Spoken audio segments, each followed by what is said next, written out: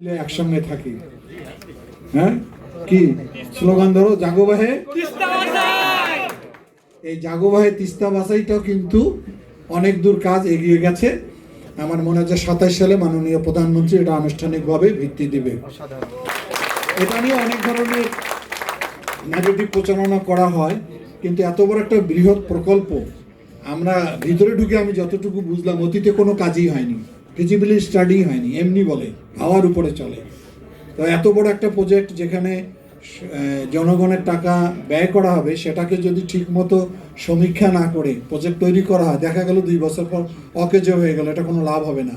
বড় বড় এক্সপার্টকে নিয়ে আসা হয়েছে, আলোচনা হচ্ছে, এটা ওনারা রিপোর্ট জমা দিলে আমরা শীঘ্রই ইনশাল্লাহ কাজ করব।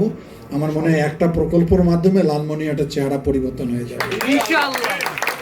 তো আমি আজকের জন্য বিদায় নেই। সবাইকে আমার পক্ষ থেকে অশেষ ধন্যবাদ। তোমরা ভালো থাকো, তোমরা সুন্দর হও, তোমরা নীতিবান হও, আদর্শবান হও, দুর্নীতিমুক্ত হও।